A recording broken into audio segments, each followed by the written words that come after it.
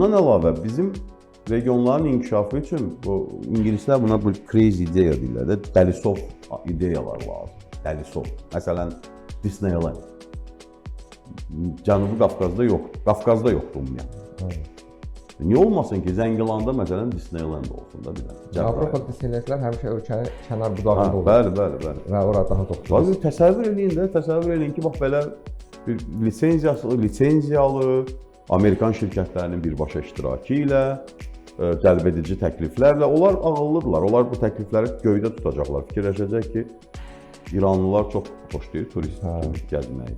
85 milyondur. Böyründə Türkiyə 85 milyondur. Naxçıvandan ora gəlməyə nə var Zəngəzur açılandan sonra? Burada da Gürcüstan var, Ermənistan var. Bir də ki, çox gəzməyi sevən Rusiyada var. 145 milyon. Təsəvvür edin, Disneyland əsl standartlara uyğun Disneyland açılır məsələn Cəbrayılda, nə bilim Zəngilanda, yəni Araz boyu bir bölgədə. Təsəvvür edirsiniz o nə deməkdir? O 100 minlərlə iş yeri deməkdir, avtomatik olaraq. Yəni bizim regionlara baxışımız dəyişməlidir. Yəni regionlara baxış dəyişməsə, ümumiyyətlə köhnə konseptual yanaşmalar, o kolxoz düşüncəsi ilə yanaşmalar qalsa, heç nə dəyişməyəcək təəssüf. Və bu arada belə bir turistlərin cəlb edəcəyi yerlər əsasən, misal üçün Azərbaycanda təzə qərar qəbul olundu, kazinonun tarixi göstərməsindən bağlı. O da yəni Bakı ətrafında olacaqdır. Misal üçün belə bir kazino formatını hansı bir bölgədə etsək, o da turistlərin cəlb olunmasına daha çox işarə edir. Las Vegasın tarixini yəqin bilirsiniz. Yəni səhralıqda quru bir yer idi də. Sadəcə gizli qumarxanalar var idi Amerikada. Amerika hökuməti çağırdı bütün o qumarxana, o 5 ailə saxlayırdı. Onları çağırdılar, danışdılar ki, qardaş, bu sənə yer, bu da sənə infrastruktur, yolu çəkirəm, işıq çəkirəm, su çəkirəm, amma şəhəri siz tikəcəksiniz. Səhranın ortasında Las Vegas'dır, hansı ki 52 milyard dollar keçən il pul qazanıb bir şəhər. 52 milyard dollar. Azərbaycanın büdcəsindən 4 dəfədən də çox. Yəni budur məsələ. Bizdə də Kürdəbə kimi ərazilər var. Orada yaratmaq olar. Hər yerdə yaratmaq olar. Yəni cəlbedici olmalı. Yəni ona deyirəm də o crazy ideyalar, o dəlisov ideyalar lazımdır ki, bizdə regionlar inkişaf eləməlidir də, başqa yolu yoxdur bunun. Hətta Bakıdan regionlara köç dəb olmalıdır. Dəbə çevrilməlidir. Cəmaət gedir, regionda yaşayır. Və bu uğur hekayələri olmalıdır. Televiziyalar bütün günü show biznesdən danışır. Əksinə belə uğur var, belə adamlar. Mən şəxsən tanıdığım adam 1-2 nəfər də beləsi var. Bakıda bezib, gedib bir kiçik ferma qurub, gedib kiçik biznes qurub rayonlarda. Çox uğurlu da alınıb. Yəni elə insanları təqdim etmək lazımdır. Uğur hekayəsi, belə nümunə kimi. Ki, qardaş, gedin də gəlir burada kirayədə qalır. 600-700 manat kirayəyə pul verir. Yazıq səhərdən axşamacan işləyir belə bir şey. 2 mərtəbəli qoyub ki, burada 30 kvadrat. Bəli. Və səhərdən axşamacan işləyir, maaşının qazancının yarısını elə kirayəyə verir. Bir 200 manat, 150 manatı kommunal xidmətlərə verir. Birtəhər dolanır.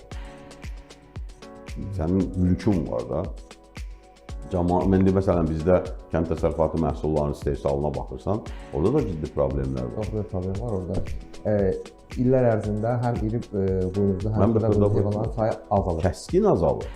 Bu tendensiya dayanmadan gedir. Son 10 ili götürsək, 300 minə yaxın, 280 neçə min, 7 min idi səhv eləmirəmsə, bu iri buynuzlu malqarada azalma var. Xırda buynuzlu malqarada azalma 2 milyona çatır son 10 ili götürsək. Yəni qoyun və keçiləri götürsək. 2 milyona çatır az qala. Bu böyük bir rəqəmdir, böyük bir problem. Sonra da deyirik ət baha. Baha olacaq da. Təklif azaldıqca tələb yerində qalır, hətta artır, əhali artır, turistlər gəlir. Tələb artır, təklif də yerində qalır. Təklif ki artmır, əksinə azalır, deməli qiymət də artacaq da. Yəni bütün bunlar kənd təsərrüfatı ilə məşğul olmağı, ümumiyyətlə fermerliklə məşğul olmağı belə şərəfli və cəlbedici peşəyə çevirmək lazımdır. Dünyada bu trend gedir. Dünyada bunun baş sındırırlar ki, neyniyək? Cəmaət işləmək istəmir, gənclər istəmir də çoban kimi oyun otarsın məsələn. Amma onlar üçün də nə edirlər? Pick-up altında pick-up, dronla baxır, dronla idarə edir sürünü artıq. Bax, bizə bu lazımdır. Məsələn, gəncdir, zaten bu xoşu gəlir, internet, dron, belə texnologiyalar. Sən onu öyrədirsən, artıq evində oturub öz sürüsünü dronla idarə edəcək. Avstraliyada belədir, Yeni Zelandiyada belədir, bizdə niyə olmasın? Yəni, bax, bizdə belə belə deyək də, yanaşmalar olmadıqca belə problemlər də təəssüf ki, qalacaq. Problemlərdən biz danışmalıyıq təbii ki, amma mənim üçün ağrılı məsələlərdən biri odur ki, bizim ölkəmizdə biz problemlərdən nəticə olaraq danışırıq həmişə. Yəni, daha çox danışırıq nəticədən. Onu yaradan səbəblər kənarda qalır. O, aydın məsələdir ki, səbəblər həllini tapmasa, aradan qalxmasa, nəticə də dəyişməyəcək. Və biz də uzun illərdir elə nəticədən danışa duruq. Cəmaət şəhərdə Bakıya köçür, şəhərdə yaşanılmaz olur, tıxaclar var və s. və s. Bu nəticədir. Bunun yaradan səbəblər aradan qalxmasa, o nəticə 20 ildir danışaq, yenə elə olacaq. Bakı çönüb olacaq megapolis, zaten olub. Sumqayıtla birləşib. Ayrıca deyil, Sputnik şəhəri deyil. Bakı, Abşeron, Sumqayıt hamısı birləşib, 4 milyon yarım əhali burada yaşayır. Ölkə əhalisinin yarısı burada yaşayır az qalır. Hara qədər? Bütün şəhərlərə baxırsan, bütün rayonlara baxırsan, hələ rəsmi rəqəmlərdə, bu rəsmi rəqəmlərdə orada qeydiyyatı olan adamlar da var. Amma halbuki faktiki olaraq Bakıda yaşayır. Hətta rəsmi rəqəmlərə görə belə azalırlar. Çünki oradan qeydiyyatdan çıxıb Bakıya qeydiyyata düşənlərin sayı artır.